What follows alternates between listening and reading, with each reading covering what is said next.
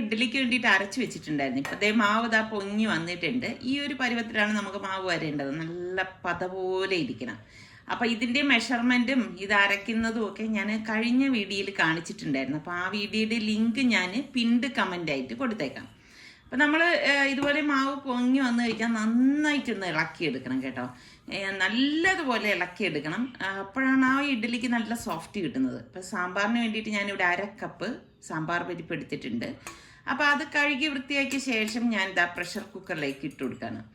ഞാനിത് വ്യത്യസ്തമായിട്ടുള്ളൊരു സാമ്പാറാണ് തയ്യാറാക്കണത്. ഇതിൽ 1/2 ടീസ്പൂൺ മഞ്ഞൾപ്പൊടിയും പിന്നെ ഈ പരിപ്പ് വേവിക്കാൻ പാകത്തിനുള്ള വെള്ളം ഒഴിച്ച് പാകത്തിനുള്ള ഉപ്പും കൂടി ചേർത്തിട്ട് കുക്കർ മൂടിയിട്ട് ഒരു 2-3 വിസിൽ വരെ ഇതൊന്ന് വേവിച്ചെടുക്കും. നല്ല വെന്തുടഞ്ഞാലും പ്രശ്നമൊന്നുമില്ല കേട്ടോ. അപ്പോൾ ഇതാ ഇതുപോലെ പിഴുപുളി ഞാൻ കുറച്ചെടുത്തിട്ടുണ്ട്. ഒരു നെല്ലിക്ക വലിപ്പത്തിന് എടുത്തിട്ട് ഞാൻ ഒരു 1/2 കപ്പ് വെള്ളം ഇതിലേക്ക് ഒഴിച്ചിട്ട് അത് ഒന്ന് മാറ്റി വെക്കും. അപ്പോൾ സാമ്പാർ റെഡിയാവണ ആ ഒരു സമയത്ത് പുളി ഒഴിക്കുന്ന പരുവാകുമ്പോഴേക്ക് നമുക്കിതിലേക്ക് പുളി ഇറങ്ങി വന്നോളും. പിന്നെ വെജിറ്റബിൾസ് ഞാൻ ഇവിടെ കത്തിരിക്ക, വെള്ളരിക്ക, പടവലങ്ങ, ചേന, ചേമ്പ്, അമരയ്ക്ക, പച്ചമുളക്, സവാള ഇത്രയാണ് എടുത്തിരിക്കുന്നത്. എല്ലാം ഒരു 1/2 കപ്പ് വീതമൊക്കെ എടുത്തിട്ടുണ്ട് കേട്ടോ. അതൊന്നും പ്രത്യേകിച്ച് ഒരു അളവൊന്നും ഇല്ലല്ലോ. നമുക്ക് ഇഷ്ടമുള്ള വെജിറ്റബിൾസ് നമുക്ക് സാമ്പാറിനായിട്ട് എടുക്കാമല്ലോ. ഇവിടെ ഞാൻ സാമ്പാർ ഉണ്ടാക്കാനുള്ള പാത്രത്തിലേക്ക് പുളി പിഴിഞ്ഞത് ഒഴിച്ചു കൊടുക്കുകയാണ്. അപ്പം നേരത്തെ പുളി പിഴിഞ്ഞ് വെച്ചിരുന്നാൽ ഇതിൽ നിന്ന് പുളിയൊക്കെ ഇറങ്ങി വന്നോളും. ഓവറായി പോകണ്ട കേട്ടോ. എന്നിട്ട് ഇതുപോലെ ഒരു ചെറിയ പീസ് കായം, മുഴുവനെയുള്ള കായമാണ് എടുത്തിരിക്കുന്നത്. അത് ചെറുതായിട്ടൊന്ന് കട്ട് ചെയ്തിട്ട് കൊടുത്തിട്ട് 2 ടീസ്പൂണോളം കാശ്മീരി ചില്ലി പൗഡറും 1/2 ടീസ്പൂൺ മഞ്ഞൾപ്പൊടിയും പാകത്തിനുള്ള ഉപ്പും കൂടി ഇട്ട് കൊടുക്കും. ഇനി നമ്മൾ ഇതെല്ലാം ഗ്യാസ് ഓൺ ചെയ്തിട്ട് ഒന്ന് ഇളക്കി കൊടുക്കുകയാണ് ചെയ്യണത് കേട്ടോ. അപ്പം ഞാൻ ഗ്യാസ് ഓൺ ചെയ്ത് വെച്ചിട്ടുണ്ട്. ഇളക്കി കൊടുത്ത ശേഷം നമ്മൾ ഈ കട്ട് ചെയ്ത് വെച്ചിരിക്കുന്ന വെജിറ്റബിൾസ് ഉണ്ടല്ലോ അത് ഫുള്ളായിട്ട് ഇതിലേക്ക് ഇട്ട് കൊടുക്കാം. ഇട്ട് കൊടുത്തിട്ട് നമ്മൾ ഇതിലേക്ക് തിളച്ച വെള്ളമാണ് ഒഴിച്ചു കൊടുക്കുന്നത്. അത് പ്രത്യേകം ശ്രദ്ധിച്ചേക്കണം. തിളച്ച വെള്ളം തന്നെ ഒഴിച്ചു കൊടുക്കണേ. അപ്പം ഈ പച്ചക്കറിയുടെ മേലെ നിൽക്കത്തക്ക രീതിയിൽ വെള്ളം ഒഴിച്ചു കൊടുത്താൽ മതി. നമുക്കറിയാമല്ലോ എത്രയാണ് വേവിക്കാൻ വേണ്ട വെള്ളം എന്ന്. ഓവറായി പോകണ്ട. അപ്പം നമ്മൾ വച്ചിരുന്ന സാമ്പാർ പരിപ്പ് ഇവിടെ വെന്ത് വന്നിട്ടുണ്ട്. അപ്പം അതൊന്ന് സ്പൂൺ കൊണ്ടൊന്ന് ഉടച്ചു കൊടുക്കണം കേട്ടോ. നല്ലതുപോലെ ഒന്ന് അങ്ങ് ഉടച്ചു കൊടുത്താൽ മതി.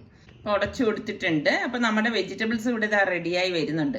അപ്പോൾ ഒരു പാനിലേക്ക് ഞാൻ 2 ടീസ്പൂൺ എണ്ണ ഒഴിച്ചിട്ട് ഇതുപോലെ കായം, ഒരു ചെറിയ കട്ടക്കായം എടുത്തിട്ടുണ്ട്. അതൊന്ന് വറുത്തെടുക്കണം. ഇനി നമുക്ക് പൊടിച്ചെടുക്കാനുള്ള ചേരുവയാണ് നമ്മൾ ഇനി വറുത്തെടുക്കാൻ പോണത് കേട്ടോ. അപ്പോൾ ഇതുപോലെ ഒന്ന് പെട്ടെന്ന് തന്നെ അതൊന്ന് മൂത്ത് വരും. കരിയാനായിട്ട് നിൽക്കണ്ട. അതിന് മുൻപ് തന്നെ നമുക്ക് കായം എണ്ണയിൽ നിന്ന് മാറ്റാം. അതൊന്ന് തണുക്കാൻ വെക്കണം. എന്നിട്ട് 2 ടീസ്പൂണോളം സാമ്പാർ പരിപ്പും 1 ടീസ്പൂൺ ഉഴുന്നും 1/2 ടീസ്പൂൺ ചെറിയ ജീരകവും 1/2 ടീസ്പൂൺ നമ്മളുടെ ഉലുവ ഉണ്ടല്ലോ അതും കൂടി ഇട്ടിട്ട് ഒന്ന് മൂപ്പിച്ചു കൊടുക്കാം. അപ്പം തീ കുറച്ച് വെച്ചിട്ട് വേണം നമ്മൾ ഇതൊക്കെ മൂപ്പിച്ചെടുക്കാനുള്ളത്. അപ്പം ഇതിവിടെ റെഡി ആയിട്ടുണ്ട്. അപ്പം നമുക്കിത് എണ്ണയിൽ നിന്ന് മാറ്റാം. ഇതെല്ലാം തണുക്കാനായിട്ട് വെക്കണം കേട്ടോ. ഒരുമിച്ചിടാൻ പാടില്ല. എന്നിട്ട് നമുക്ക് 2 ടേബിൾ സ്പൂണോളം മല്ലി ഞാൻ ഇതേ എണ്ണയിലിട്ട് തന്നെ ഒന്ന് വറുത്തെടുക്കണം. അപ്പം മല്ലിയുടെ ആ ഒരു പച്ചച്ചുവ മാറി വരുന്ന സമയത്ത് ഒരു 6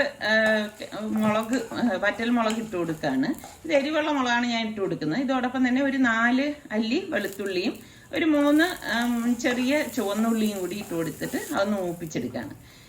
ഇനി ഞാൻ ഇവിടെ 1/2 കപ്പ് തേങ്ങ എടുത്തിട്ടുണ്ട്. ആ തേങ്ങയും കൂടി ഇതിലേക്ക് ഇട്ടിട്ട് നമുക്ക് നന്നായിട്ടൊന്ന് ഇളക്കി കൊടുക്കാം. തേങ്ങയുടെ അളവ് കൂടണ്ട കേട്ടോ. അത് പ്രത്യേകം ശ്രദ്ധിച്ചേക്കണം. പിന്നെ നമ്മളിത് മൂപ്പിച്ചെടുക്കുമ്പോഴേക്ക് നമ്മൾ തീയലിനൊക്കെ എടുക്കത്തില്ല, ആ ഒരു പരുവത്തിന് എടുക്കണ്ടേ. അത്രയും അങ്ങോട്ട് മൂക്കണ്ട. ഇതുപോലെ ഒന്ന് ആ ഒരു മൂത്ത് വരുന്ന സമയത്ത് ഒരു പിടി കറിവേപ്പിലയും കൂടി ചേർത്ത് കൊടുക്കുന്നുണ്ട്. അപ്പോൾ ഇത്രയും തന്നെ മതിയാകും. അപ്പോൾ ഇനി ഇതിലേക്ക് നമ്മൾ ഈ ആദ്യം വറുത്ത് വെച്ചിരിക്കുന്ന ഉലുവയും അതിൻ്റെ കൂട്ടുണ്ടല്ലോ അതെല്ലാം കൂടി ഇട്ട് കൊടുക്കുകയാണ്. ഇട്ട് കൊടുത്തിട്ട് നമ്മുടെ കായവും കൂടി ഇതിലേക്കിട്ട് ഇതിനി ഒന്ന് തണുത്ത ശേഷമേ നമ്മൾ പൊടിച്ചെടുക്കത്തുള്ളൂ. അപ്പോൾ നമ്മളുടെ വെജിറ്റബിൾസ് ഒക്കെ വെന്ത് വന്നിട്ടുണ്ട്. ഇതിലേക്ക് നമുക്ക് ഈ വെന്തിരിക്കുന്ന സാമ്പാർ പരിപ്പ് ഒഴിച്ചു കൊടുക്കാം. അപ്പം ഞാൻ ഒരുപാട് രീതിയിൽ സാമ്പാർ ഉണ്ടാക്കിയിട്ടുണ്ട് കേട്ടോ, കാണിച്ചിട്ടുണ്ട് ഒരുപാട് രീതിയിൽ. അപ്പം നിങ്ങൾ ട്രൈ ചെയ്യാത്തവരാണെങ്കിൽ സലു കിച്ചൻ സാമ്പാർ എന്ന് പറഞ്ഞ് നിങ്ങൾ ടൈപ്പ് ചെയ്ത് നോക്കൂ, നിങ്ങൾക്ക് സെർച്ച് ചെയ്ത് കിട്ടും. അപ്പം ഈ സമയത്ത് ഞാൻ ഒരു തക്കാളി ഇട്ട് കൊടുക്കുകയാണ്. തക്കാളി ലാസ്റ്റ് ഈ ഒരു സമയത്ത് ഇട്ട് കൊടുക്കത്തുള്ളൂ കേട്ടോ. എന്നിട്ട് നന്നായിട്ടൊന്ന് ഇളക്കി കൊടുക്കും. അപ്പം നമ്മളുടെ ഈ കൂട്ടൊക്കെ തണുത്തിട്ടുണ്ട്. അപ്പം ഇതിനി നമുക്കൊന്ന് അരച്ചെടുക്കാം. അപ്പം ആദ്യം നമ്മളൊന്ന് പൊടിച്ചെടുക്കണം. എടുത്തതിന് ശേഷമേ വെള്ളം ഒഴിച്ചിട്ട് അരച്ചെടുക്കാവൂ. അത് ഏത് കാര്യമാണെങ്കിലും ഇങ്ങനെ അരയ്ക്കാവൂ. അപ്പോഴേ നല്ലതുപോലെ അരഞ്ഞു വരത്തുള്ളൂ കേട്ടോ. അപ്പം ഞാൻ ദാ ഇതിവിടെ അരച്ചെടുത്തിട്ടുണ്ട്. അരപ്പ് നമുക്ക് റെഡി ആയിട്ടുണ്ട്. ഈ അരച്ചത് നമുക്ക് ഈ വെന്ത വെജിറ്റബിൾസിലേക്ക് ഒഴിച്ചു കൊടുക്കാം. ഒഴിച്ചു കൊടുത്തിട്ട് ഒന്ന് ഇളക്കി കൊടുക്കണം. അപ്പോൾ ഒരു കുറുക്കം കിട്ടും. അപ്പം നമുക്ക് എത്രയാണോ ലൂസ് വേണ്ടത് അതിനനുസരിച്ച് വെള്ളം നമുക്കിതിലേക്ക് ഒഴിച്ചു കൊടുക്കാം. അപ്പം ഇത് ഒരു 2-3 ദിവസമൊക്കെ വെളിയിലിരിക്കത്തില്ല, 2-3 ദിവസം നമുക്ക് ഫ്രിഡ്ജിലൊക്കെ വെച്ചിരുന്നിട്ട് ഉപയോഗിക്കാൻ പറ്റിയൊരു സാമ്പാർ തന്നെയാണ്. അതുകൊണ്ടാണ് ഞാൻ കുറച്ച് കൂടുതലായിട്ട് എടുത്തത്. കാരണം ഇഡലിക്ക് ഇതാ ഇവിടെ അരച്ചു വെച്ചിട്ടുണ്ടായിരുന്നു. അപ്പം ഇനി ഇടയ്ക്കൊക്കെ എനിക്ക് ഇഡലി ഉണ്ടാക്കാനും പറ്റും. ഞാനിങ്ങനെ അരച്ച് വയ്ക്കുമ്പോൾ 2-3 ദിവസത്തേക്ക് ഇതുപോലെ ഒന്ന് അരച്ച് വയ്ക്കും കേട്ടോ. അപ്പോൾ ദാ നമ്മുടെ ഇഡലി മാവ് ഒന്നും കൂടി ഒന്ന് ഇളക്കിയ ശേഷം ഇഡലി തട്ടിൽ എണ്ണ തടവിയിട്ട് നമുക്ക് ഓരോ മാവ് ഇതുപോലെ തന്നെ കുഴികളിൽ കോരി ഒഴിച്ചിട്ട് ആവിയേറ്റി എടുക്കണം. എനിക്ക് സംസാരിക്കാൻ ചെറിയൊരു ബുദ്ധിമുട്ട് ഇപ്പോൾ ഉണ്ട് കേട്ടോ. കാര്യം എന്ന് വെച്ചാൽ എൻ്റെ നാക്കിൽ ഇങ്ങനെ നമുക്ക് ഇടയ്ക്കൊക്കെ ഇങ്ങനെ ചെറിയൊരു വട്ടം മാതിരി വരത്തില്ലേ, എന്താണ് അതിന് പേര് പറയുന്നത് എനിക്കറിയത്തില്ല. ഡോക്ടേഴ്സ് പറയും വായിലെ അൾസർന്നോ അങ്ങനെ ഏതാണ്ട് പറയും. അപ്പം അതിങ്ങനെ വന്നിരിക്കുന്നത് കാരണം എനിക്ക് സംസാരിക്കാനായിട്ട് കുറച്ച് ബുദ്ധിമുട്ട് തോന്നുന്നുണ്ട്. അപ്പം ഇത് കേൾക്കുന്നവരൊന്ന് ക്ഷമിച്ചേക്കണം കേട്ടോ. അപ്പോൾ കുറച്ച് വായിലായതുകൊണ്ട് തന്നെ കുറച്ച് ദിവസം എടുക്കും അതൊന്ന് റെഡിയാവാനായിട്ട്. അപ്പോൾ ഇതാ നമ്മുടെ സാമ്പാറും ഇഡ്ഡലിയൊക്കെ റെഡി ആയിട്ടുണ്ട്. അപ്പം ഞാൻ ഇത് തണുക്കാനായിട്ട് വെച്ച് തണുത്ത ശേഷം നമ്മളിനി ഇത് ഇളക്കിയെടുക്കത്തുള്ളൂ. അപ്പോൾ താളിച്ചിടാൻ വേണ്ടി ഞാൻ ഇതാ എണ്ണ ഒഴിച്ചിട്ട് കടുക് പൊട്ടിച്ചിടുകയാണ്. ഇതിലേക്ക് നമുക്ക് വറ്റൽ മുളകും കൂടി കുറച്ചധികം ഞാൻ ഇട്ടിട്ടുണ്ട് കേട്ടോ. ഇട്ട് കറിവേപ്പില ഇട്ട് വെണ്ടയ്ക്ക ഞാനിവിടെ അരിഞ്ഞെടുത്തിട്ടുണ്ട്. അപ്പോൾ വെണ്ടയ്ക്ക ഈ സമയത്താണ് ഞാൻ ചേർക്കുന്നത്. ഇവിടെ സാമ്പാറിന് നമ്മുടെ റിസ്വാന് വെണ്ടയ്ക്ക ഭയങ്കര ഇഷ്ടമാണ് കേട്ടോ. പക്ഷേ ഞാൻ വെജിറ്റബിൾസ് വേവിക്കുന്നതിലേക്ക് ഞാൻ ഇടത്തില്ല. ഞാൻ എപ്പോഴും ഇതുപോലെ ഫ്രൈ ആക്കി ഇടത്തുള്ളൂ. പാകത്തിനുള്ള ഉപ്പും കൂടി ഇട്ടിട്ട് ഒരു 1/2 ടീസ്പൂണ് കാശ്മീരി ചില്ലി പൗഡർ ഇട്ടൊന്ന് ഇളക്കിയെടുക്കുകയാണ്. കാരണം ആ സാമ്പാറിന് നല്ല ഒരു കളർ കിട്ടാൻ വേണ്ടിയിട്ടാണ് കേട്ടോ. അപ്പോൾ ആ സാമ്പാറൊക്കെ ഇവിടെ റെഡി ആയിട്ടുണ്ട്. ഇതിലേക്ക് നമുക്ക് ഈ താളിച്ചത് ഇതുപോലെ ഒന്ന് ഒഴിച്ചു കൊടുക്കണം. നല്ല മണം വരുവാണ്. അടിപൊളി സാമ്പാറാണ്.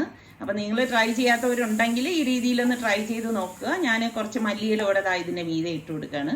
അപ്പം ഇങ്ങനെ ട്രൈ ചെയ്ത് ഇട്ടില്ലാത്തൊരു ട്രൈ ചെയ്യുമ്പോൾ ഫീഡ്ബാക്ക് കൂടെ തന്നെ. ഇഡ്ഡലി ഉണ്ട് നല്ല സോഫ്റ്റ് ആയിട്ട് വന്നിട്ടുണ്ട്. അപ്പം അതിന് ഈസി ആയിട്ട് തന്നെ വിട്ടുവരും. അപ്പം ഞാൻ പറഞ്ഞല്ലോ ഇതിൻ്റെ ലിങ്ക് ഞാൻ പിണ്ട് കമൻ്റായിട്ട് കൊടുക്കാം, ഇത് അരച്ചതിൻ്റെയൊക്കെ. അപ്പം നിങ്ങൾക്ക് വേണമെങ്കിൽ നോക്കാമല്ലോ. അങ്ങനെ നമ്മളുടെ സാമ്പാറും ഇഡ്ഡലിയും പൂ പോലത്തെ ഇഡ്ഡലി ഇവിടെ റെഡി ആയിട്ടുണ്ട്. അപ്പം എനിക്കിങ്ങനെ ഈ ചൂടോടുകൂടി തന്നെ കഴിക്കാൻ ഭയങ്കര ഇഷ്ടമാണ് കേട്ടോ. അപ്പം ഞാൻ 2 ഇഡ്ഡലി എടുത്ത് വെച്ചിട്ട് സാമ്പാർ എൻ്റെ ഇഷ്ട കറികളിൽ ഒന്നാണ് സാമ്പാർ എന്ന് പറഞ്ഞു കഴിഞ്ഞാൽ കേട്ടോ. അപ്പം നമ്മൾ എടുക്കുമ്പോൾ ഇതുപോലെ നന്നായിട്ട് ഇളക്കിയിട്ട് വേണം എടുക്കാം. പിന്നെ ചൂടോടുകൂടി തന്നെ നമ്മളിത് കഴിക്കുമ്പോഴും ഒരു പ്രത്യേക ടേസ്റ്റാണ്.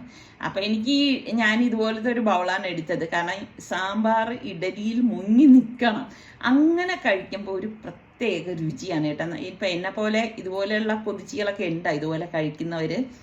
അപ്പോൾ ഇതുപോലെ ഒഴിച്ചെടുത്തിട്ട് അതിങ്ങനെ സ്പൂൺ കൊണ്ട് കോരി കഴിക്കുമ്പോൾ ഉണ്ടല്ലോ അടിപൊളി ടേസ്റ്റാണ്. നമ്മൾ എന്ത് പറയാ, ഹോട്ടലിലൊക്കെ ചെന്ന് നമ്മൾ വലിയ വിലയൊക്കെ കൊടുത്ത് ഇതുപോലെ ഇഡ്ഡലിയും സാമ്പാറും മുങ്ങിക്കിടക്കുന്ന വടയും ഒക്കെ കഴിക്കുമല്ലേ. ഇതുപോലെ നമ്മൾ വീട്ടിലുണ്ടാക്കിയിട്ടൊന്ന് കഴിച്ചു നോക്കുക, അതിനേക്കാളേറെ ടേസ്റ്റ് നമുക്ക് ഫീൽ ചെയ്യും. അപ്പോൾ ചോറ് വയ്ക്കാൻ വേണ്ടി പ്രഷർ കുക്കറിൽ കുറച്ച് വെള്ളം വെച്ചിട്ട് ഇതുപോലെ കലത്തിൽ അരി കഴുകി വെള്ളവും ഉപ്പും ഇട്ട ശേഷം കലം മൂടി കുക്കർ അടച്ച് വെയിറ്റ് ഇട്ടിട്ട് ഒരു 1/2 മണിക്കൂർ ഞാൻ അതൊന്ന് വേവിച്ചെടുക്കും. അപ്പം 1/2 മണിക്കൂർ കഴിയുമ്പോഴേക്കും ഞാൻ ഗ്യാസ് ഓഫ് ചെയ്ത് സ്റ്റീം പോയ ശേഷം ഊറ്റിയെടുക്കുകയാണ് ചെയ്യുന്നത്. അപ്പം ഇതിനിടയിൽ ഞാൻ ചപ്പാത്തിക്ക് വേണ്ടിയിട്ടൊന്ന് കുഴച്ചെടുക്കുകയാണ്. ഇവിടെ ചോറ് ഉണ്ടാക്കിയാലും ചപ്പാത്തി മസ്റ്റ് ആയിട്ട് ഉണ്ടാക്കും കേട്ടോ. കാരണം സുൽത്താന് ചപ്പാത്തിയോടാണ് പ്രിയം. അപ്പം അതുകൊണ്ട് തന്നെ ചപ്പാത്തി എന്തായാലും ഉണ്ടാക്കും. അപ്പോൾ ചപ്പാത്തിക്ക് നല്ല പദം കിട്ടാൻ വേണ്ടി ലാസ്റ്റ് കുറച്ച് ഓയിലും കൂടി ഇതുപോലെ ഒഴിച്ചിട്ട് നല്ലതുപോലെ അങ്ങ് കുഴച്ചെടുക്കും. അപ്പം ചോറ് വയ്ക്കുന്നത് എങ്ങനെയാണെന്നൊക്കെ പലരും ചോദിച്ചിട്ടുണ്ട്. അപ്പോൾ അതാണ് ഞാൻ ഡീറ്റെയിൽ ആയിട്ട് ഇപ്പോൾ പറഞ്ഞത്. പല പ്രാവശ്യം ഞാനിത് കാണിച്ചിട്ടുള്ളതാണ്. അപ്പം ചപ്പാത്തിക്ക് കുഴച്ച് മാറ്റി വെച്ചിട്ടുണ്ട്. പിന്നെ ഞാൻ അയല മീനാണ് കിട്ടിയത്. അപ്പോൾ അതിൻ്റെ തോല് കളഞ്ഞിട്ട് വേണം നമ്മൾ ക്ലീൻ ചെയ്തെടുക്കാനായിട്ട് കേട്ടോ. എനിക്കങ്ങനെ തോലോടുകൂടി ഇരുന്ന് കഴിഞ്ഞാൽ ഭയങ്കര ബുദ്ധിമുട്ടാണ്. അപ്പം ഇത് സൂക്ഷിച്ച് നമ്മൾ തോലുരിച്ചെടുക്കണം. കാരണം അയല മീൻ ആയതുകൊണ്ട് തന്നെ പൊടിഞ്ഞു പോകാൻ സാധ്യത കൂടുതലാണ്. അപ്പം ഈ ബ്രേക്ക്ഫാസ്റ്റ് കഴിഞ്ഞ് പിന്നെ എനിക്ക് വീട്ടിൽ കുറേ പണികളൊക്കെ ഉണ്ടായിരുന്നു. തുണി നനയ്ക്കാനുണ്ടായിരുന്നു, പിന്നെ വീടൊക്കെ ഒന്ന് ക്ലീൻ ചെയ്യാനായിട്ടുണ്ടായിരുന്നു. അപ്പം അങ്ങനെയൊക്കെയുള്ള പണികളെല്ലാം കഴിഞ്ഞിട്ടാണ് പിന്നെ ഞാൻ ഇത് മീൻ കിച്ചണിലേക്ക് വന്ന് ചോറിന് അരി അടുപ്പത്തിട്ടതും മീൻ ക്ലീൻ ചെയ്യുന്നതും ഒക്കെ കേട്ടാ. അപ്പൊ ഇങ്ങനെ വീഡിയോ കാണുമ്പോൾ നിങ്ങൾക്ക് തോന്നും ഞാൻ അടുക്കളയിൽ തന്നെ നിന്ന് ഇതെല്ലാം ചെയ്യുകയാണെന്ന് തോന്നും ഒറ്റ ട്രിപ്പിന്. ഒന്നുമല്ല, ഇടയിൽ എന്തെങ്കിലുമൊക്കെ പണികൾ കഴിഞ്ഞിട്ടാണ് വന്ന് ഈ ഒരു പണിയിലേക്ക് ഏർപ്പെടുന്നത് കേട്ടോ. കാരണം എനിക്കിങ്ങനെ അടുക്കളയിൽ ഒരുപാടൊന്നും നേരം നിന്ന് സമയം കളയാൻ ഇഷ്ടപ്പെടുന്ന ഒരാളല്ല ഞാൻ പല വീഡിയോസിലും അത് നിങ്ങളുടെ അടുത്ത് പറഞ്ഞിട്ടുണ്ട്. വരുന്ന സമയത്ത് പെട്ടെന്ന് ജോലി കഴിക്കുക, അടുക്കളയിൽ നിന്ന് എത്രയും പെട്ടെന്ന് മാറുക. അപ്പം മീൻ വെട്ടിയ ഈ ഒരു മരത്തടി നന്നായിട്ടൊന്ന് കഴുകി എടുക്കുകയാണ്. അപ്പോഴപ്പോഴെല്ലാം ഒന്ന് കഴുകി മാറ്റി കഴിഞ്ഞാൽ പിന്നെ നമുക്കൊരു സമാധാനം ഉണ്ടല്ലോ. പ്രത്യേകിച്ച് മീൻ ഇറച്ചിയൊക്കെ വെട്ടുമ്പം അപ്പോഴും തന്നെ അത് കഴുകി ഒന്ന് വൃത്തിയാക്കി വെക്കണം. എന്നാലാണ് അതിലൊരു സുഖം കിട്ടത്തുള്ളൂ.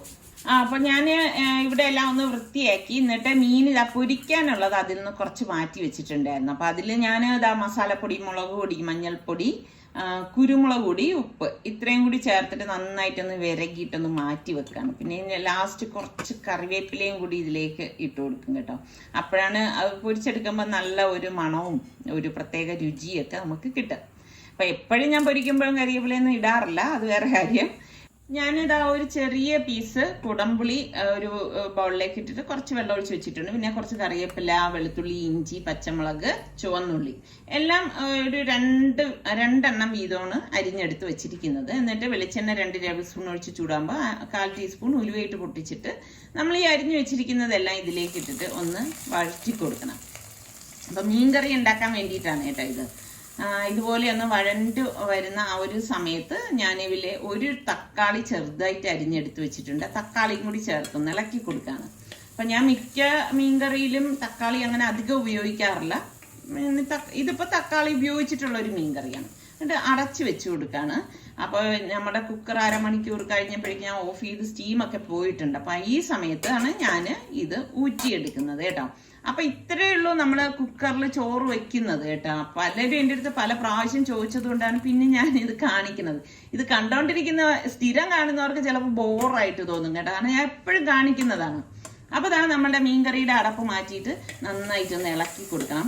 അപ്പോൾ ഇത് നമ്മളെ മൂടി വെച്ചത് കൊണ്ട് തന്നെ ആ തക്കാളിയൊക്കെ പെട്ടെന്ന് വെന്തുടഞ്ഞു വന്നോളും കേട്ടോ. ഇനി ഇതിലേക്ക് 1/2 ടീസ്പൂൺ മഞ്ഞൾപ്പൊടി, 1/2 ടീസ്പൂൺ ഉലുവാപ്പൊടി, 1/2 ടീസ്പൂൺ കുരുമുളക് പൊടി, 3 table spoon Kashmiri chilli powder, പാകത്തിനുള്ള ഉപ്പ് ഇത്രയും കൂടി ചേർത്തിട്ട് ഒന്ന് ഇളക്കി കൊടുക്കാം. അപ്പോൾ ഉലുവയൊക്കെ ഞാനിവിടെ വീട്ടിൽ വറുത്ത് പൊടിച്ച് വെച്ചിട്ടുണ്ട് കേട്ടോ. എന്നിട്ട് ഞാൻ എന്താ കുറച്ച് ചൂടുവെള്ളം ഇതിലേക്ക് ഒഴിച്ചിട്ട് ഇളക്കി കൊടുക്കുകയാണ്. ചൂടുവെള്ളം തന്നെ നിങ്ങൾ ഇങ്ങനെയൊക്കെ നമ്മൾ എടുക്കുമ്പോൾ ഒഴിച്ചു കൊടുക്കണം കേട്ടോ, എങ്കിലേ ആ ഒരു കറക്റ്റ് ഒരു രുചിയൊക്കെ കിട്ടത്തുള്ളൂ. എന്നിട്ട് ഇതാ കുറച്ചുകൂടി ചൂടുവെള്ളം ഞാൻ ഒഴിച്ചിട്ട് ഇതുപോലെ ഒന്ന് ഇളക്കി കൊടുക്കുകയാണ്. ഒരുപാടായിപ്പോണ്ട് ഈ സമയത്ത് ഇതുപോലെ ഒന്ന് ഇളക്കി എടുക്കണം. എന്നിട്ട് ഞാനൊരു 2 മിനിറ്റ് ഇതൊന്ന് അടച്ചു വെച്ച് കൊടുക്കണേ. 2 മിനിറ്റ് ശേഷം അടപ്പൊന്ന് മാറ്റിയിട്ട് വീണ്ടും ഇതാ ഇതുപോലെ ഒന്ന് ഇളക്കി കൊടുക്കും. ഇളക്കി കൊടുത്തിട്ട് ഇനി നമ്മൾ ഇതിലേക്ക് ഈ പുളി ഉണ്ടല്ലോ, പുളി വെള്ളത്തോടുകൂടി തന്നെ ഇതിലേക്ക് ഇട്ട് കൊടുക്കുകയാണ്. അപ്പം ഞാൻ എപ്പോഴും ഈ ഒരു പുളി കുറച്ചേ ഉപയോഗിക്കാറുള്ളൂ. ഇനി തിളച്ച വെള്ളം കൂടി ഇതിലേക്ക് പാകത്തിന് ഒഴിച്ചു കൊടുക്കുകയാണ്. ഓവറായിട്ട് ഒഴിച്ചു കൊടുക്കണ്ട കേട്ടോ. ഓവറായിട്ടൊക്കെ ഒഴിച്ചു കഴിഞ്ഞാൽ മീൻകറിയിൽ ഇങ്ങനെ എന്താ പറയാ വെള്ളം ഇങ്ങനെ മീതെ നിൽക്കും. അപ്പം അങ്ങനെ ചെയ്യണ്ട. ഈ ഒരു രീതിയിൽ ഒഴിച്ചു കൊടുത്ത് ഒന്ന് ഇളക്കി കൊടുക്കണം. ഉപ്പൊക്കെ ഉണ്ടോ എന്ന് നോക്കണം. അപ്പോൾ എനിക്ക് കുറച്ചുകൂടി വെള്ളം വേണമെന്ന് തോന്നിയോണ്ടാണ് ഞാൻ ഒഴിച്ചു കൊടുത്തത്. എന്നിട്ട് മൂടി വെച്ച് കൊടുക്കാം. അപ്പോൾ ഒരു മിനിറ്റ് കഴിഞ്ഞപ്പോഴേക്കും അടപ്പ് മാറ്റിയപ്പോൾ നന്നായിട്ട് ഇത് വെട്ടി തിളയ്ക്കുന്നുണ്ട് കണ്ടോ. ഈ ഒരു പരുവത്തിന് തിളച്ച് വരണം. അപ്പോഴേക്കും നമ്മൾ കഴുകി വൃത്തിയാക്കി വെച്ചിരിക്കുന്ന മീൻ കഷ്ണങ്ങൾ ഇതിലേക്ക് ഇട്ട് കൊടുക്കാം. അപ്പൊ ഞാൻ പലപ്പോഴും മീൻകറി കാണിക്കുമ്പോൾ എൻ്റെ അടുത്ത് കുറെ പേര് ചോദിച്ചിട്ടുണ്ട്, ഇത്താ മീനിന്റെ കണ്ണ് കളയൂലേ, കണ്ണ് നമ്മളെ നോക്കുന്നത് പോലെ ഇരിക്കുന്നതൊക്കെ. അതൊക്കെ നമ്മുടെ തോന്നലാണെന്നേ, കണ്ണ് നമ്മളെ നോക്കുന്നത് പോലെ ഇരിക്കുന്നതൊക്കെ. കുറച്ച് കറിവേപ്പിലയും കൂടി ഇട്ട് കൊടുക്കണേ. എന്തിനാ മീനിന്റെ കണ്ണ് കളയണത്? ഞാൻ കണ്ണൊന്നും കളയാറില്ല കേട്ടോ. അപ്പൊ നിങ്ങൾ കളയണവരങ്ങ് കളഞ്ഞിട്ട് ഉണ്ടാക്കിയെടുത്താൽ മതി. അപ്പൊ ദാ ഇതുപോലെ ഒന്ന് ചുറ്റിച്ചു കൊടുക്കണം. പിന്നെ നമ്മൾ സ്പൂണിട്ട് ഇളക്കി ഉടച്ച് കളയരുതേ. മീനായതുകൊണ്ട് തന്നെ പെട്ടെന്ന് റെഡിയായി കിട്ടുകയും ചെയ്യും. അപ്പൊ ഞാൻ ഇതിനിടയിൽ അവിയലിന് വേണ്ടിയിട്ട് കട്ട് ചെയ്ത് വെച്ചിട്ടുണ്ടായിരുന്നു. എല്ലാ ഇക്കാമരം എടുത്തിട്ടുണ്ട്. കത്തിരിക്ക, അമരക്ക, മുരിങ്ങയ്ക്ക, ഏത്തക്ക, ക്യാരറ്റ്, പടവലങ്ങ, പച്ചമുളക്, കറിവേപ്പില, എന്നിട്ട് 1 ടീസ്പൂൺ മഞ്ഞൾപ്പൊടി, പാകത്തിനുള്ള ഉപ്പ് ഇത്രയും കൂടി ചട്ടിയിലേക്ക് ഇട്ടിട്ട് കുറച്ച് വെള്ളം ഇതുപോലെ തിളച്ച വെള്ളമാണ് ഒഴിച്ചു കൊടുത്തിരിക്കുന്നത്. ഇട്ട ശേഷം ഇതുപോലെ ഒന്ന് ഇളക്കി കൊടുക്കും. ഇളക്കി കൊടുത്തിട്ട് നമുക്ക് പെട്ടെന്ന് റെഡിയായി കിട്ടും കേട്ടോ അവിയൽ. പ്രത്യേകിച്ച് മൺചട്ടിയിലൊക്കെ ഉണ്ടാക്കുമ്പം വേഗം റെഡിയാവും. എന്നിട്ട് മൂടി വെച്ച് നമുക്കൊന്ന് വേവിച്ചെടുക്കാം. അപ്പം അവിയലിൻ്റെ അരപ്പിന് വേണ്ടിയിട്ട് 1/2 കപ്പ് തേങ്ങ, ഒരു 4 അല്ലി വെളുത്തുള്ളി, ചെറിയ വെളുത്തുള്ളിയാണേ, ഇതുപോലെ 2 പച്ചമുളക് മുറിച്ചിട്ട് കൊടുക്കുകയാണ്. പിന്നെ 2 ചുവന്നുള്ളി, 1/2 ടീസ്പൂണും ചെറിയ ജീരകം, 1/2 ടീസ്പൂൺ മഞ്ഞൾപ്പൊടി, ഒരു ചെറിയ കൈപ്പിടി കറിവേപ്പില, ഇത്രയും കൂടി ഇതുപോലെ ഒന്ന് കറക്കിയെടുക്കും. കറക്കിയെടുത്ത ശേഷം ഇതെല്ലാം ഒന്ന് ഒതുക്കി കൊടുക്കും. നമ്മൾ അവിയലിന് അരയ്ക്കുമ്പോൾ ഒരുപാട് അങ്ങ് മഷി കണക്ക് അരച്ചെടുക്കത്തില്ല കേട്ടോ. അപ്പോൾ ഇതുപോലെ ഒതുക്കി കൊടുത്ത ശേഷം ഞാൻ 1/2 കപ്പ് തൈര് ഇതുപോലെ ഇതിലേക്ക് ഒഴിച്ചു കൊടുക്കുകയാണ്. ഒഴിച്ചു കൊടുത്തിട്ട് വീണ്ടും ഒന്ന് കറക്കിയെടുക്കുകയാണ്. അപ്പം അതുകൊണ്ട് തന്നെ ഈ അവിയലിന് ഞാൻ പുളി ചേർക്കത്തില്ല കേട്ടോ. അപ്പോൾ വെജിറ്റബിൾസ് ഒക്കെ ഞാൻ അടപ്പ് മാറ്റിയപ്പോഴേക്ക് വെന്ത് വരുന്നുണ്ട്. ഒന്ന് ഇളക്കി ഇട്ട് കൊടുക്കണേ, അല്ലെങ്കിൽ എന്ന് വെച്ചാൽ മൺചട്ടി ആയതുകൊണ്ട് ചിലപ്പോൾ അടുക്കി പിടിക്കും. അപ്പോൾ ഇതുപോലെ ഇളക്കിയിട്ട് വീണ്ടും ഒന്ന് മൂടി വെച്ച് വേവിച്ചെടുക്കുകയാണ്. എന്നിട്ട് 2 മിനിറ്റ് കഴിഞ്ഞ് എടുത്തപ്പോഴേക്ക് അടപ്പ് മാറ്റിയപ്പോഴേക്ക് വെജിറ്റബിൾസ് ഒക്കെ വെന്ത് വന്നിട്ടുണ്ട്. അപ്പം നമുക്ക് ഈ അരച്ച് വെച്ചിരിക്കുന്ന അരപ്പ് ഇതിലേക്ക് ഇട്ട് കൊടുക്കണം. ഞാൻ എപ്പോഴും പറയുന്നത് പോലെ വെജിറ്റബിൾസ് ഓവർ കുക്ക് ആവാൻ പാടില്ല കേട്ടോ. അങ്ങനെ വന്നു കഴിഞ്ഞാൽ നമ്മുടെ അവിയലിന്റെ കളർ തന്നെ കറക്റ്റ് കിട്ടത്തില്ല. എന്നിട്ട് ഇതുപോലെ അരപ്പ് നന്നായിട്ടൊന്ന് ഇളക്കി യോജിപ്പിച്ചെടുക്കണം. ഓരോന്നിനും അതിൻ്റെതായ ഒരു സമയമുണ്ട്. ആ സമയത്ത് നമ്മൾ അടുപ്പിൽ നിന്ന് മാറ്റണം, എങ്കിലേ നല്ല സ്വാദിഷ്ടമായിട്ടുള്ള വിഭവങ്ങൾ നമുക്ക് റെഡി ആകത്തുള്ളൂ. എന്നിട്ട് ഞാൻ വീണ്ടും ഒന്ന് മൂടി വെച്ച് കൊടുക്കുകയാണ്. ഇതുപോലെ ഒരു തിള വരുന്ന സമയത്ത് നമുക്കിനി ഗ്യാസ് ഓഫ് ചെയ്ത് കൊടുക്കണം. ഞാൻ നന്നായിട്ടൊന്ന് ഇളക്കി കൊടുക്കണം. അപ്പം മൺചട്ടി ആയതുകൊണ്ട് തന്നെ കുറച്ച് നേരം ഇതുപോലെ തിളച്ചുകൊണ്ടിരിക്കും കേട്ടോ. അപ്പോൾ നമ്മളുടെ കിഡിലൻ അവിയൽ ഇവിടെ റെഡി ആയിട്ടുണ്ട്. എന്നിട്ട് ഇതിൻ്റെ മീതെ ഇതുപോലെ പച്ച വെളിച്ചെണ്ണ ഒഴിച്ചു കൊടുക്കും. അപ്പം ഇത്രയുള്ള സംഭവം. ഒരു അലങ്കാരത്തിന് വേണ്ടി ഞാൻ ഒരു തണ്ട് കറിവേപ്പിലയും കൂടി വെച്ച് കൊടുക്കുകയാണ് കേട്ടോ. എന്നിട്ട് മൂടി വെച്ചിട്ടുണ്ട്. അപ്പം ഇനിയിപ്പം അടുത്ത് ചപ്പാത്തി ഉണ്ടാക്കണം, മീനും പൊരിക്കണം. അപ്പം ഇങ്ങനെയൊക്കെയാണ് ഞാൻ ഓരോന്നും ജോലികൾ ചെയ്ത് തീർക്കുന്നത് കേട്ടോ.